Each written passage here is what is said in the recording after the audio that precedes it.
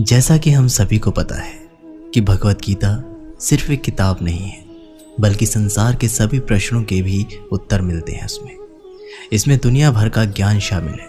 हिंदू धर्म पर आधारित भगवत गीता युवाओं के लिए एक नया वरदान के रूप में सामने आई है। इस किताब में दुनिया के सारे प्रश्नों के उत्तर का जवाब दिया गया है। इस किताब की बातों को अगर आप जीवन में उतारते हैं तो आप अपने आप को एक नए राह पर पाते हैं, जिस राह पर पहुंचने का कुछ लोगों को सपना होता है। अपने ज्ञान के चलते और इस किताब के चलते और एक पॉजिटिव अप्रोच के चलते अपने जीवन का सही मार्ग, सही दिशा पा लेते हैं। श्री कृष्ण कहते हैं कि संसार में आपको ऐसे कई लोग मिलेंगे जो आपको बताएंगे कि क्या करना है, किंतु उससे भी अधिक महत्वपूर्ण बात यह है कि क्या नहीं करना है। आज मैं आपको ऐसी ही 3 बातें बताने वाला हूँ जो आपको जीवन में नहीं करनी चाहिए। पहली बात, आनंद में कभी वचन मत दो। आनंद आपके तर्क को हर लेता है और फिर आनंद में दिया गया वे वचन बाद में गले की फांस बन जाता है। दूसरी बात, कभी भी क्रोध में उत्तर मत दो। क्रोध आपके विवेक को खो जाता है, भविष्य दृष्टि को साबित कर देता है और फिर कुछ क्षण के लिए आया ये क्रोध, इसमें दिया गया उत्तर बाद में जीवन भर के लिए प्रश्न बन जाता है। और तीसरी बात, कभी भी दुख में निर्णय मत लो। दुख आपके सोचने समझने की क्षमता को सीमित कर देता है और दुखी मन से लिए गए निर्णय सदा दुखी ही देते हैं। सच कहा जाए तो वचन, उत्तर और निर्णय कभी भी जीवन में सोच विचार करके ही लेना या देना चाहिए। सोच विचार करके कार्य करोगे तो इस संसार में किसी भी समस्या का हल बहुत आसानी से प्राप्त कर लोगे। श्री कृष्ण कहते हैं कि भगवान को हम जब तक शरीर से याद करते हैं तब तक भगवान हमारे प्रतिरूप में बात नहीं करते। जब तक हम ईश्वर को अपने मन में बसाकर उन्हें सच्चे दिल से याद नहीं करेंगे तब तक भगवान खुद हमारे प्रत्यक्ष नहीं आएंगे, क्योंकि भगवान सिर्फ उन्हीं लोगों के साथ रहते हैं जो उन्हें सच्चे दिल से उन्हें मानते हैं, उनका आदर सम्मान करते हैं। इसलिए श्री कृष्ण अर्जुन को बोलते हुए कहते हैं कि हम अगर भगवान को सच्चे मन से याद करते हैं तो भगवान हमारा साथ ज़रूर देते हैं, हमारे अंदर एक सकारात्मकता भर देते हैं और एक नई ऊर्जा का निर्माण करते हैं, जिससे हम अपने जीवन को सफलता के मार्ग पर खड़ा कर देते हैं और भगवान उन्हीं का साथ देते हैं जो उन्हें मन से चाहते हैं। श्री कृष्ण कहते हैं कि अगर हमारे अंदर शिष्टता और सदाचार, स्नेह का प्रेम भाव होगा तो हम लोगों को ज़्यादा अच्छी तरह समझ पाएंगे, उनसे अच्छे व्यवहार रख पाएंगे, हम समाज का भला कर पाएंगे, लोगों में अच्छी सीख दे पाएंगे, लोगों को भलाई करने के लिए प्रेरणा दे पाएंगे। अगर हमारे अंदर सदाचार और प्रेम भाव की भावना होती है तो पूरी दुनिया हमारे साथ होती है, पूरी दुनिया हमारे लिए खड़ी रहती है, क्योंकि हम जितना ज़्यादा प्रेम भाव लोगों के प्रति रखेंगे उतना ही प्रेम भाव लोग हमें देंगे। प्रेम भाव से दुनिया का अस्तित्व है और प्रेम भाव से ही दुनिया का विनाश है। प्रेम भाव के बिना जीवन असंभव है, क्योंकि अगर लोगों के बीच प्रेम भाव नहीं होगा तो लोग एक दूसरे को कभी समझ ही नहीं पाएंगे, एक दूसरे में ईर्ष्या की भावना को पैदा करके इस पूरी सृष्टि का विनाश का कारण बनेंगे। श्री कृष्ण कहते हैं कि क्रोध को पी जाना ही बेहतर है, क्योंकि हमें क्रोध जब तक आता है तो काफ़ी सारा नुकसान कर देता है। गुस्सा हमें आता है पर उस गुस्से को हम उतारते किसी और व्यक्ति पर है, जिससे दोनों के मध्य बुराई की भावना उत्पन्न होती है।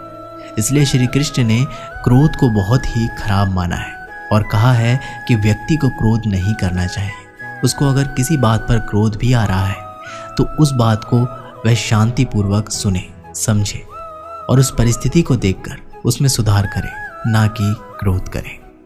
क्रोध एकमात्र ऐसा जरिया नहीं है। क्रोध से कुछ भी हासिल नहीं होता है, ना ही कुछ सुधार होता है। क्रोध से सब कुछ बर्बाद ही होता है।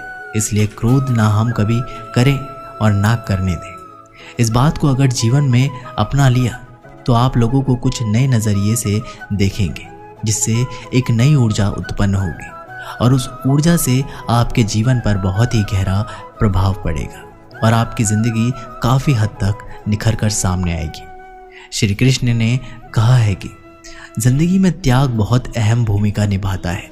जो व्यक्ति त्याग करना जानता है वह अपने जीवन में सब कुछ पा लेता है जिसकी वह चाह रखता है। वह ऐसे मुकाम पर पहुंच जाता है जहां पर कभी वह जाने की सिर्फ सोचा करता था। ऐसे मुकाम को हासिल करने के लिए हमें अपनी ज़िंदगी में काफ़ी कुछ छोड़ना पड़ता है। हमें अपने ऐशो आराम और अपनी रोज़मर्रा की ज़िंदगी को छोड़कर कुछ ऐसी ज़िंदगी को अपनाना पड़ता है जिसको हम कभी जीना नहीं चाहते हैं, पर उस ज़िंदगी को जीकर हम अपने आगे की आने वाली ज़िंदगी को इतना बेहतर बना लेते हैं कि हमारा पूरा जीवन सफल हो जाता है। इसलिए श्री कृष्ण कहते हैं कि जीवन में त्याग करते रहना ज़रूरी है। अगर हम त्याग नहीं करेंगे तो इस जीवन का कोई उद्देश्य नहीं रहेगा। जीवन में त्याग करना ज़रूरी है। त्याग से हमारे खुद में परिवर्तन होता है और ज़िंदगी में भी सुधार होता है। इसलिए त्याग करते रहना चाहिए। श्री कृष्ण कहते हैं कि हमारे कर्म ही हमारा परिणाम होता है, क्योंकि जैसी करनी होगी वैसे ही भरनी। जैसा हम कर्म करेंगे वैसा ही हम पाएंगे। अब ऐसा ही हम भरेंगे। हमारे कर्म हमारे कल को दर्शाते हैं। हम एक दिन के कर्म करने से कोई महान व्यक्ति नहीं बन जाएंगे। हमें अपने कर्मों को लगातार करते रहना पड़ता है और सफल होने के बाद भी, अच्छे परिणाम आने के बाद भी हमें उन्हें लगातार करते रहना पड़ता है, उन्हें कायम बनाने के लिए। क्योंकि एक सफल व्यक्ति को सफलता तभी मिलती है जब वह उसकी कदर करना सीख जाता है, उसे कायम रखना सीख जाते हैं। अगर व्यक्ति सफलता को कायम रखना नहीं सीख पाता तो वह सफलता उसके पास कभी आती भी नहीं है। इसलिए श्री कृष्ण अपनी आसान पंक्तियों में कहते हैं कि आप जैसा करोगे वैसा ही भरोगे। इसलिए अपने कर्म को इतना मजबूत, इतना सदाचार और शिष्ट भरा बनाइए कि आप सब कुछ हासिल कर पाए जिसकी आप चाह रखते हैं। श्री कृष्ण कहते हैं कि जीवन में कभी भी लक्ष्य को प्राप्त करना हो तो व्यक्ति को दो भाग साथ लेकर चलता है। पहला, अपने लक्ष्य को पाने का निश्चय, और दूसरा, अपने लक्ष्य तक पहुंचने का मार्ग। सब यही करते हैं, किंतु सब अपने लक्ष्य को प्राप्त नहीं कर पाते। क्यों? क्योंकि लक्ष्य न मिल पाने की स्थिति में व्यक्ति को कुछ बदलना होता है।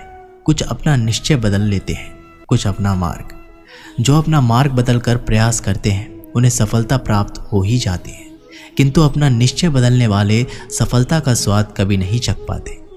इसलिए अपना निश्चय कभी मत बदलिए, क्योंकि निश्चय खो देने पर चंद्रमा भी पूर्णिमा के दिन ग्रहण पा जाता है। अपना निश्चय बनाए रखें, आपको सफलता अवश्य मिलेगी। श्री कृष्ण कहते हैं कि जीवन में कुछ भी पाना हो तो सोच और कर्म बड़े आवश्यक होते हैं, किंतु क्या केवल सोच से, क्या केवल कर्म करने से आपको सफलता प्राप्त होगी? नहीं। कुछ लोग सोचते रह जाते हैं, कर्म नहीं कर पाते और इसी कारण से उन्हें सफलता प्राप्त नहीं होती। कुछ लोग बिना सोचे समझे कर्म करते जाते हैं, उन्हें भी सफलता प्राप्त नहीं होती। स्मरण रखिए, वृक्ष को काटना हो तो कुल्हाड़ी के लगातार प्रयास करने के साथ ही कुल्हाड़ी किस दिशा में मारी जानी चाहिए इसका ध्यान रखना पड़ता है। सोच और कर्म इनका ठीक से सही दिशा में प्रयोग करेंगे तो अवश्य ही सफलता मिलेगी। श्री कृष्ण कहते हैं कि हमें अपने परिश्रम पर विश्वास रखना चाहिए। अगर हम अपने परिश्रम पर विश्वास रखेंगे तो हमें कभी हार का सामना नहीं करना पड़ेगा। अगर हम अपने कर्म, परिश्रम, मेहनत पर अटूट विश्वास रखकर उसे कायम रखेंगे तो हमें उससे बहुत अच्छे परिणाम मिलेंगे। वह परिणाम आपको जीवन जीने में बहुत आसान होंगे, क्योंकि एक परिश्रम ही है जो एक रंक को राजा बना देता है और राजा को रंक बना देता है। अगर आप परिश्रम और सही निर्देश और सही दिशा में काम करते हैं तो जीवन में सफल होना पक्का ही है। पर अगर आप अपने परिश्रम पर विश्वास नहीं रखते, उसमें आप धोखा करते हैं, तो आप याद रखना कि आप धोखा भी खुद के साथ ही कर रहे हो। इससे ना ही किसी और की जिंदगी बनेगी और ना ही कुछ होगा। आप धोखा करोगे तो वो भी खुद के साथ। इसलिए अपने परिश्रम पर इतना विश्वास रखें कि जो आप कह रहे हैं, कि जो आप कर रहे हैं, वह आपको एक ऐसा परिणाम दे जिसकी आपने कभी कल्पना भी नहीं की हो। बहुत समय पहले की बात है, जंगल के किनारे एक छोटा सा गांव था। जंगल में जंगली जानवर बहुत अधिक मात्रा में थे, इसलिए गांव के लोगों को पेड़ पर चढ़ने का ज्ञान होना अति आवश्यक था, ताकि जंगली जानवरों से सामना होने पर वे पेड़ पर चढ़कर अपनी जान बचा सके। वो लोग जंगल में लकड़ियां काटने जाते थे। उनके जंगली जानवरों से दो चार होने की अधिक संभावना थी, इसलिए वे लोग पेड़ पर चढ़ना अवश्य सीखते थे। उस गांव में एक बुजुर्ग सज्जन रहा करते थे। सब लोग उन्हें बाबा बुलाते थे। वे पेड़ पर चढ़ने की विधि में माहिर थे और लोगों को पेड़ पर चढ़ने का परीक्षण दिया करते थे। गांव के अधिकांश लोग उनसे ही परीक्षण प्राप्त करने जाया करते थे। एक दिन बाबा ने उन युवकों के समूह को बुलाया जिन्हें वे पेड़ पर चढ़ने का परीक्षण दे रहे थे। वह उस समूह के परीक्षण का अंतिम दिन था। बाबा उन्हें एक पेड़ के पास लेकर गए। वह एक ऊंचा और चिकना पेड़ था जिस पर चढ़ना बेहद कठिन था। बाबा युवकों से बोले, आज तुम्हारी परीक्षण का अंतिम दिन है। मैं देखना चाहता हूं कि क्या तुम लोग पेड़ पर चढ़ने में माहिर हो गए हो। इसलिए मैं तुम्हें इस चिकने और ऊंचे पेड़ पर चढ़ने की चुनौती दे रहा हूं। यदि तुम सब इस पेड़ पर चढ़ने में सफल रहते हो तो दुनिया के किसी भी पेड़ पर आसानी से चढ़ सकते हो। बाबा की बात सुनकर सभी युवक उत्साहित हो गए। वे पेड़ पर चढ़ने के लिए एक पंक्ति में खड़े हो गए। सबसे पहला युवक पेड़ पर चढ़ने लगा। वह बड़ी ही आसानी से पेड़ पर चढ़ा और फिर से नीचे उतरने लगा। उतरते समय जब वह आधे रास्ते में था तब बाबा बोले, सावधान, आराम से संभल कर उतरो, कोई जल्दी नहीं है। उस युवक ने वैसा ही किया। वह आराम से सावधानी से नीचे उतरा। उसके बाद एक एक करके सारे युवक पेड़ पर चढ़ने लगे। सब वे पेड़ पर चढ़ते तब तो बाबा उन्हें कुछ नहीं कहते, लेकिन जब वे पेड़ से उतरते समय आधे रास्ते पर होते या बस नीचे पहुंचने वाले होते तो बाबा कहते, सुनो, आराम से, थोड़ा संभल कर और पूरी सावधानी से उतरो, किसी प्रकार की कोई जल्दी नहीं है। सभी युवकों ने बाबा की बात मानी और पेड़ पर चढ़कर नीचे उतरने में सफल हुए। सब बड़े खुश थे, लेकिन एक बात उन्हें खटक रही थी कि वह ये थी कि बाबा ने उन्हें पेड़ से उतरते समय ही सावधान रहने को क्यों कहा, पेड़ पर चढ़ते समय क्यों नहीं। उन्होंने बाबा से पूछ ही लिया, बाबा, इस पेड़ की सबसे ऊपरी शाखा पर चढ़ना सबसे कठिन था, लेकिन आपने उस पर चढ़ते समय हमें संभल कर रहने नहीं कहा। लेकिन पेड़ से उतरते समय जब जमीन तक की दूरी बहुत कम रह गई थी तब आपने हमें संभल कर और सावधान रहने को कहा, ऐसा क्यों। बाबा बोले, देखो, पेड़ की सबसे ऊपरी शाखा पर चढ़ना बहुत कठिन है, ये मैं भी जानता हूँ और तुम भी। इसलिए मेरे बिना बोले ही तुम पहले से ही सतर्क थे। ऐसा हर किसी के साथ होता है। कार्य के प्रारंभ में सब सतर्कता से ही आगे बढ़ते हैं, किंतु सतर्कता और सावधानी में चूक तब होती है जब हम मंजिल के समीप होते हैं। तब हमें लगने लगता है कि हमारा काम तो पूरा होने को है, मंजिल अब दूर नहीं, और वहाँ हमारा ध्यान भटक जाता है और हम गलती कर जाते हैं। इसलिए हमेशा याद रखो कि मंजिल के नज़दीक पहुँचने और यथार्थ में मंजिल पर पहुँचने में बहुत फ़र्क है। युवाओं को बाबा की इस बात से जीवन की एक बहुत बड़ी सीख प्राप्त हुई। हमारे जीवन में भी ऐसा कई बार होता है कि किसी काम को पूरा करने के कगार पर होकर भी हम उसे पूरा नहीं कर पाते।